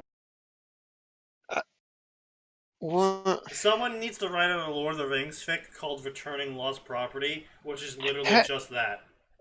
I suppose technically it is his property. They were made for him. He didn't steal them. Although he did kind of stiff them on payment. He helped make all the other rings, and he intended to give them as gifts. Evil, horrible, poisoned gifts, but gifts nonetheless. The one ring he himself made in secret to control all the other rings. Yeah, but so technically, yeah, it is his property. Wow. Well, no, I mean, the one ring is 100% his property. It's Clearly, oh they no, need to Isley. recognize U.S. property laws and return. Isley, with the release of this new Tremors movie, there's going to be 6 in total. The 5th one released in 2016. But anyways,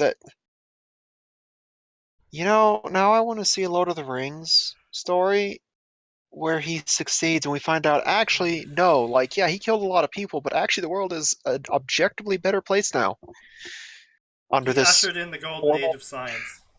It's Yeah, not, though. It's like not. he, Because like the he problem managed with to that is, usher in the Max, golden age. if it hadn't been for Melchior and Sauron, there would still have been literal heaven on Earth.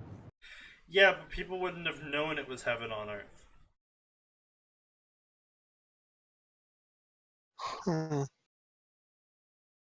Like that fairly certain that was the whole point of like, oh, the other ones allowed it because there needed to be the opposite.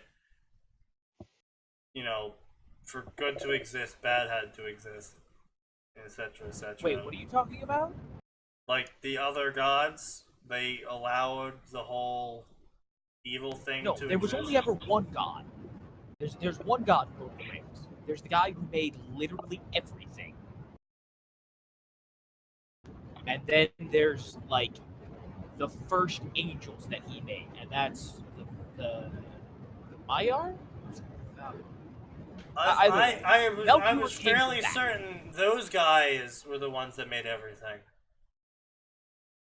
No. Only 2 of them ever made anything. There was the guy that made the dwarfs, and then there was Melchior. Ah, yes, Iluvatar and the Valar. Yep. Iluvatar made the humans and the elves. And the Maya. Yeah. The Lord of the Rings lore is very confusing for me, especially now that I'm several shots in. It's and really not that confusing. Just read the Silmarillion.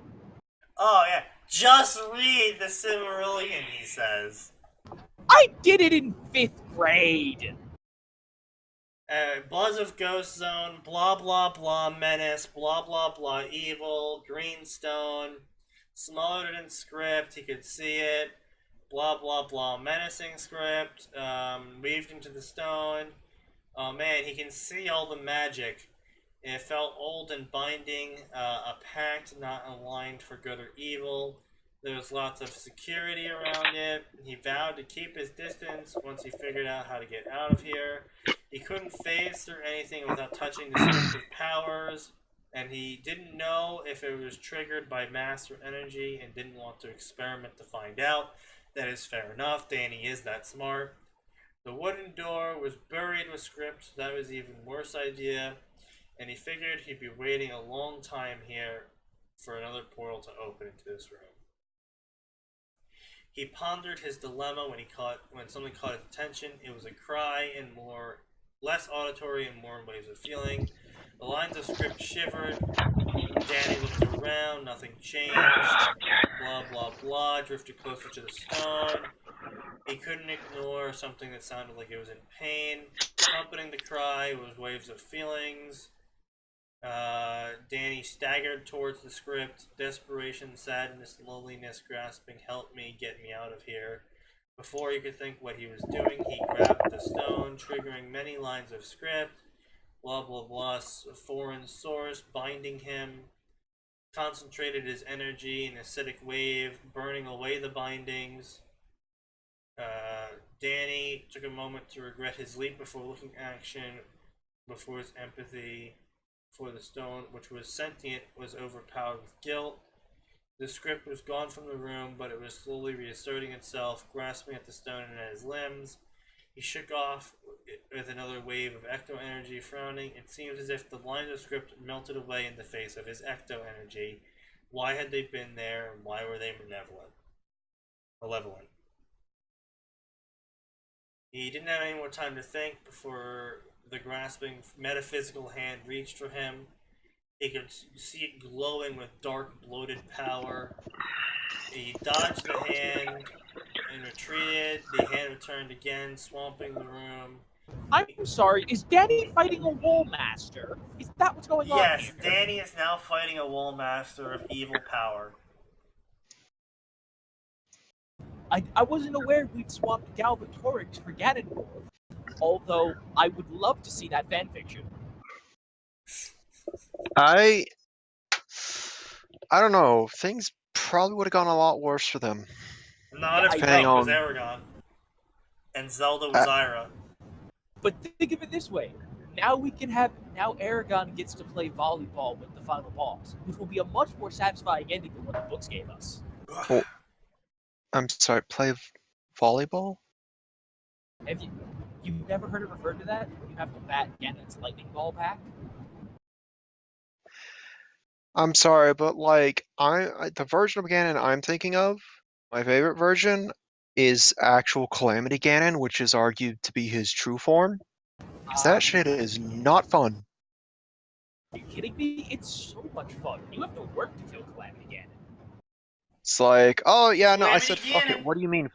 That's my favorite. It's like I said fuck it. What do you mean? You said fuck it. I'm not reincarnating. Why? Because I get my full power that way. Oh. Okay.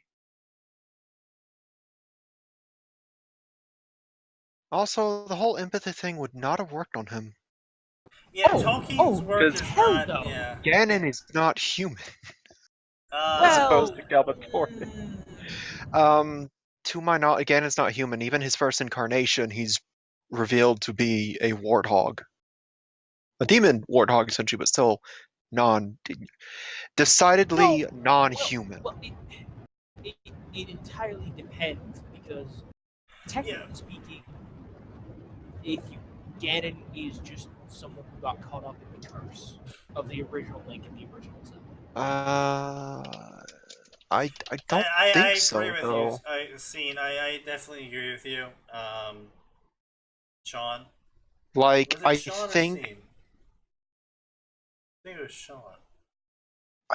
I don't think he is, though. I think the only time we see him as an arguable human is when he was born as what's that fucking thing called? The Gerudo race? Well, Yeah. in Link to the Past, it said that he was human before he got the trident. There were several stories that I agree are too sacred to make fanfiction for. Yes, or and I would difficult. agree Lord of the Rings is one. Lord of the Rings is definitely one. I want to touch Lord of the Rings for multiple reasons. Well, it is both overly difficult to create a good fanfiction for Lord of the Rings due to all the shit that's going on in it. The story itself of Lord of the Rings doesn't leave much for, like, oh, it could be improved here. It's like, no, everything in the story kind of sort of happens for specific reasons. Even more so when you actually read the books. Yeah. But yeah, so have fun doing fucking butterfly effects of that. Anyway, Isn't this like the third time Sean has had to correct you on his name, Sneaky? Well, you know what, mate? Maybe he shouldn't have a name that's so easily mispronounceable, depending on the area you're pronouncing it from. Sneaky, I've known 3 Seans in my life, and 2 of them spell it that way. Well, they were Irish. Yeah, most of the They were Seans about I know as southern as S-H-A-W-N. And they came from Ireland, probably.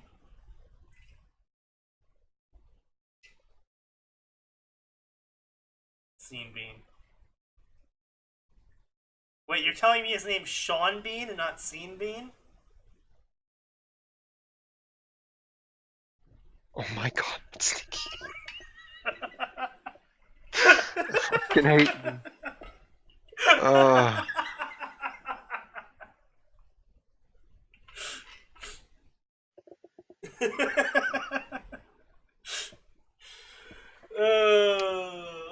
You fucking left yourself open, Shadow.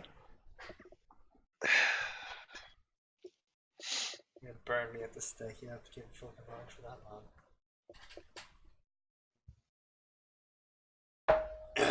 Anyway, so he's fighting the Master Hand. Blah blah blah. He was exhausted. Many lines of script unraveled. He took the stone with him. He makes his escape from below. He's blasted through the floor. Burning holes through the script. He phased through. Crashing through the floor. Hit bedrock. Continued downwards. He fell straight through the bedrock into an underground river, sputtering as he lost his intangibility, and the river tugged him along at dizzying speeds. Oh boy, he's using the same river that Brom used! Hey, look at that reference, guys! I don't want to. Anyway, so, blah, blah, blah. Suffocation was coming from the stone.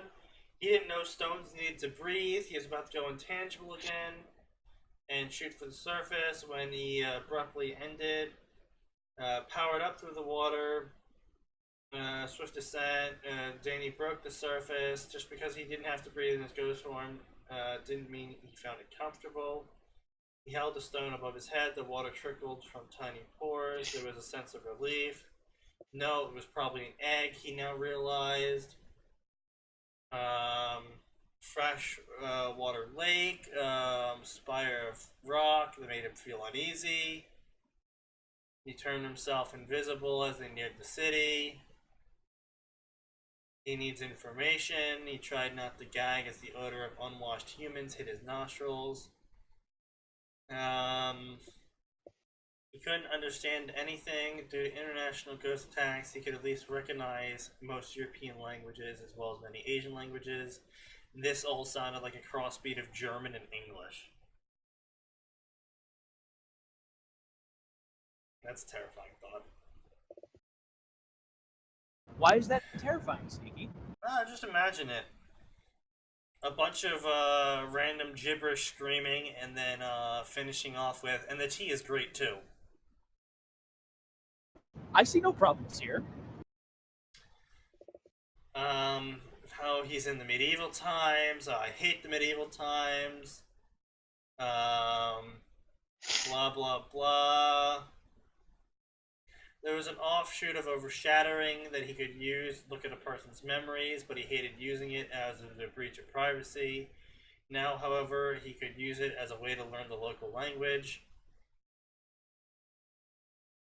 Danny amended the thought when he realized he was still wearing his t-shirt and jeans. He would probably have to steal some clothes. The thought made him feel guilty, but he was tired of running away from villagers with pitchforks and torches. And if this is what he had to do to blend in, then he would steal. I'm okay. Prefer away from someone who can afford to be stolen from. Like that guy, that rich noble prick. Maintaining visibility, glided at street level. Where's the egg? You never mentioned anything about the egg going. Yeah, okay, whatever.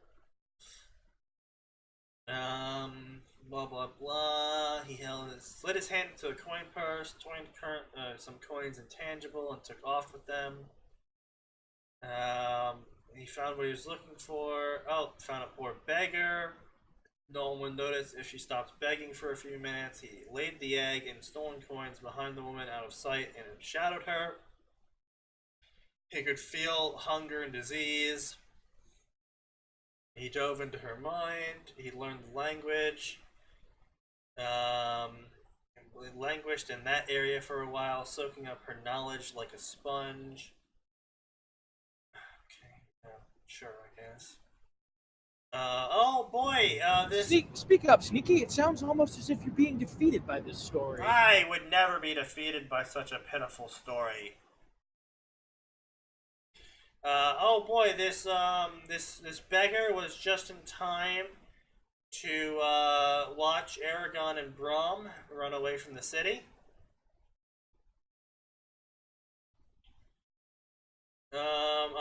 Okay. Rushed himself from the memory and left the woman's body before anyone could catch him. He left some coins hidden in her rags, scooped up the egg and flew away. Another part was reeling from the casual display of magic, blah blah blah.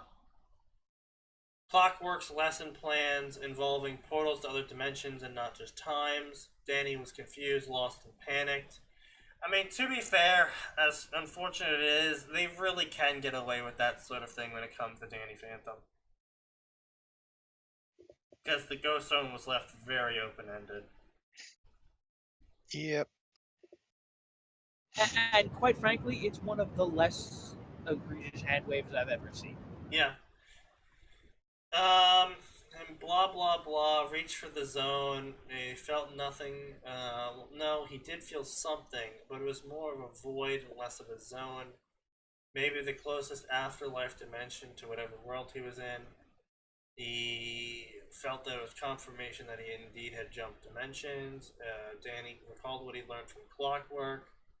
All of the zone's portals were technically dimensional portals. The zone and the real world were entwined with distinct entities. The zone was unstable. The zone had enough unstable energy that could access other dimensions, living and dead. These portals were rare and dangerous, violent things that could rip someone apart if they entered it wrong. Furthermore, if one found oneself falling through said portals and the portal closed, they could wait for years for a new portal to open, never mind if they could find where the portal would open. Clockwork had stressed that. Danny laughed hysterically. Fat lot of good that warning had done him.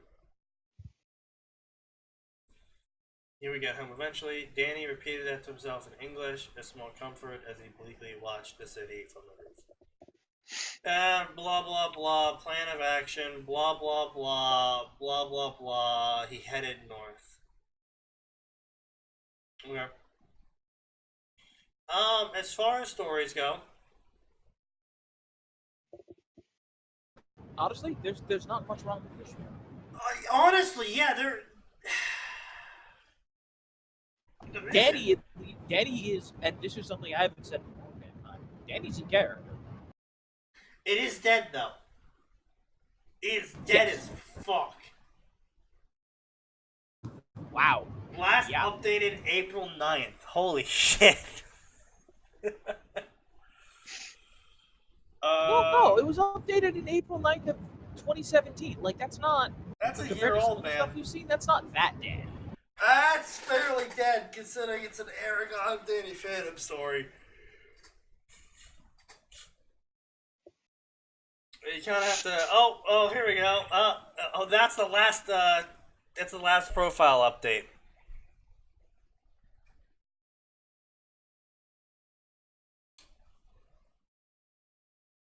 Yeah, last profile update, June 2017.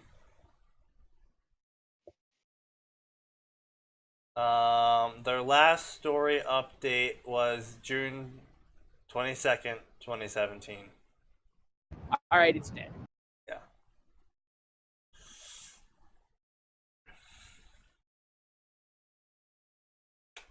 That is unfortunate. Because that was, I mean, at least mildly passable.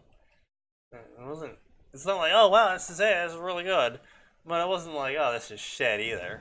It's far better than most of the stuff we've seen. I mean, do you want to queue it up for, next Tuesdays?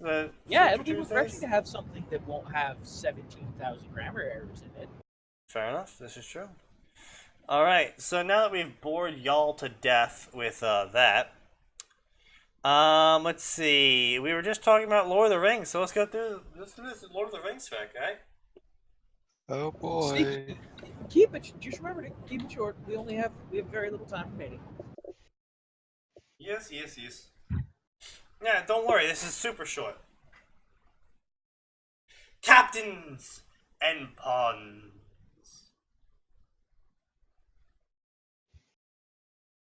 You can always pay 500 bits to make me skip a story.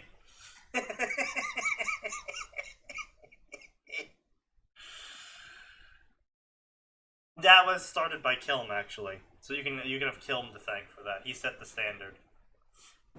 Yep. So anyone else see this World of Fran XXX thing I've been hearing about? As far as I know, it's basically a hentai anime. Yeah, you say I think it's called. I think you're thinking of Darling in the Franks. Yeah, darling. I think that's what it's probably what he's thinking. And it's Yeah. done by Studio Trigger, so that should be just about all you need to know.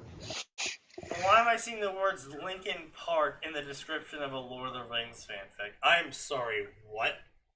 What? Huh? Captains and pawns, the board is set, the pieces are moving, so Gandalf said, but what unseen hand made them move? The lords of Gondor and Rohan find Saruman, will use them for his own end. The steward's sons and Rohan's prince and lady must find their way. A tale from Faramir's birth until the fateful kiss. Avatar by the wonderful Thorn art. Check the center of the screen. Oh. Yeah, it's in the story. Before the story even starts. Be gone, author! Oh, God. Once he was as great as his fame had made him. His knowledge was deep, his thought was subtle, and he had the power over minds of others. The wise he could persuade, the smaller folk he could daunt. There are not so many in Middle-earth. I should say it was safe if they were left alone to talk with him. Aragorn, speaking of Saruman, Thotor, J-A-R-R, Tolkien. And Okay, I if know. you're doing a Lord of the Rings fanfiction, you probably don't need to include that information, author. No, they're trying to be clever, and you see by starting off the story with a quote. And I know you were just like me, with someone disappointed in you. Numb Linkin Park.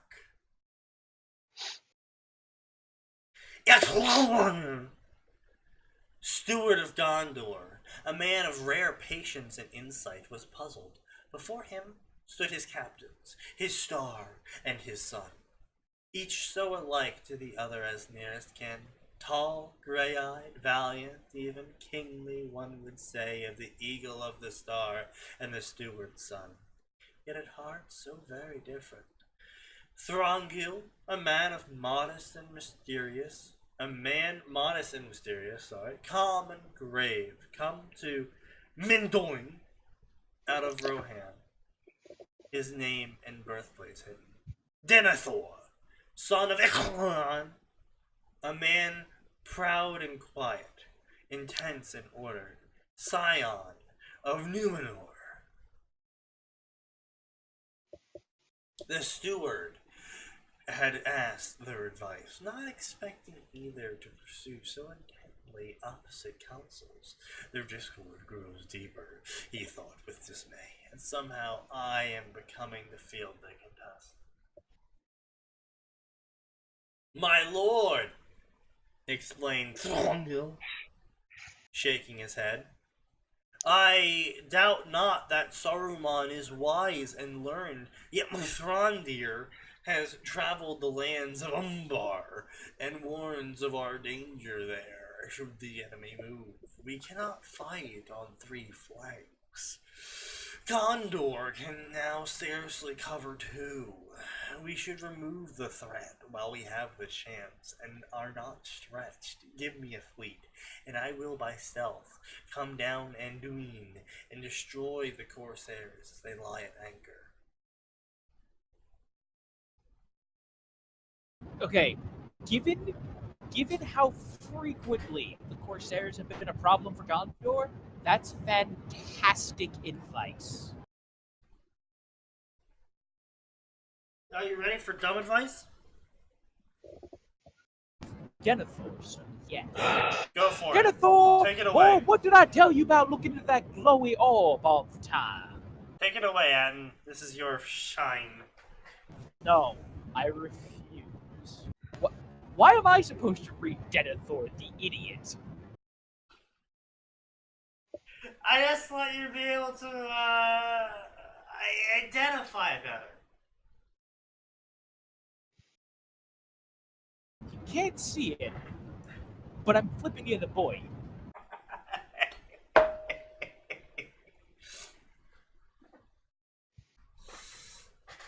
My lord, this is folly. Why would we waste our resources on this undeclared enemy? Why risk the men and ships when we have so few? Saruman is the greatest of the order, and is the wisest. Forget not that for that very reason your forefather Baron gave him Orthanc, and Isengard to guard the Gap of Rohan. Would you spurn his counsel, though taking the hobbits to Isengard? What do your elf eyes see?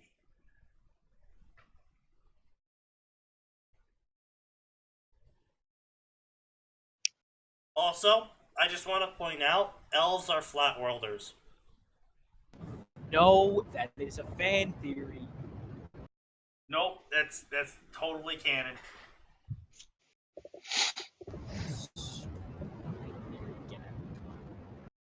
Elves are flat earthers. Elves are flat earthers. If the elves are flat earthers, it's because for them the earth is literally flat. I know, that's what makes it great. Magic. Did you know about that, Max? No, No, you I did not. The TLDR, Max, is there's a stupid fan theory that Aragorn, it's based off the line where Aragorn goes, Legolas, what do your elf eyes see? And someone was doing calculations as to how massive Legolas's eyes would have had to have been to see past the horizon. And someone brought up the fact that at one point, the Valar, whatever, made the earth round so that no one could sail to elf heaven. But elves can just sail straight to elf heaven. So the idea being, the world is round for everyone that isn't elves because of magic. Yep. So elves literally do not have a horizon.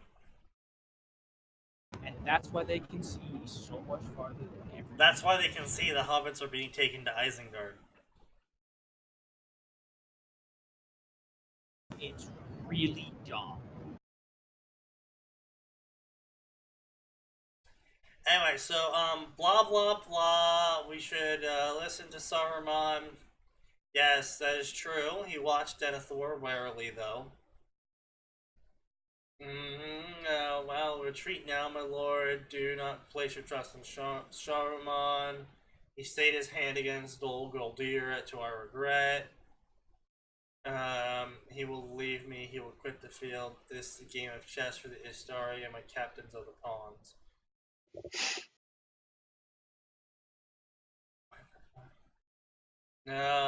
Leave me, both of you. I'll make my decision. Denethor, this is arrogance, not a bounds. He believes that his the only right way. Okay. His father, he was angry, blah blah blah. Hours later,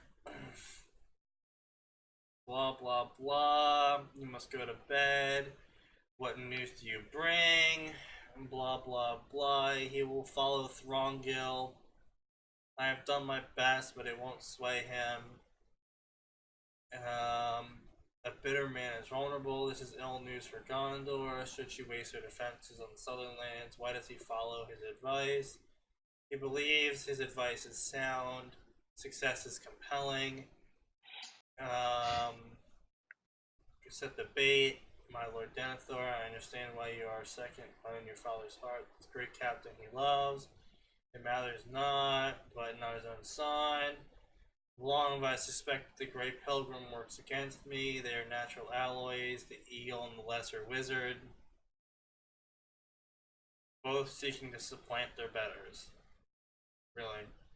Mithrandi would supplant me, jealous of my place as the head of the White Council, as Throngil would supplant you. I have long sight, I have gleamed the truth. Throngil desires to be king. Can this be proven? No, I cannot prove this. The wizard bade him good night, smirking, knowing that he manipulated this person.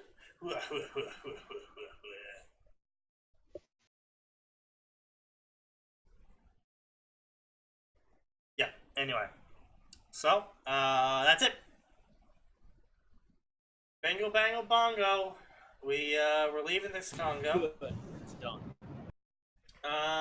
Thank you, everyone, for joining us tonight on this Tuesday evening to listen to me ramble a bit.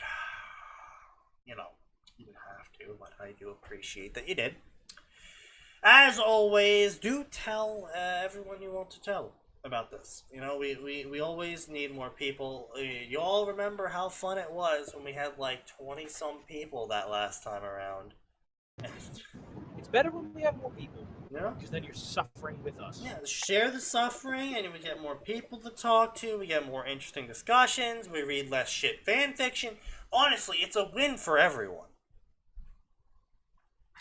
Anyway, closing statements. As always, I'll be here at least every Tuesday and Friday from 7 to 9 p.m. Eastern Standard Time if you want to catch us live. If not, you can always just watch our the clips, I guess. I mean, you know, Twitch saves them all because I'm a partner now. Or, well, not partner, associate. I believe that's what it's called, right? Something like that. The equivalent of an associate. Underling. Ad whore. Something like that. Anyway. Just for the record, for anyone out there who's listening, we can be bought, and we're quite cheap. We're quite cheap, yes. We were easily purchased. And remember, there's always more, and it always gets worse.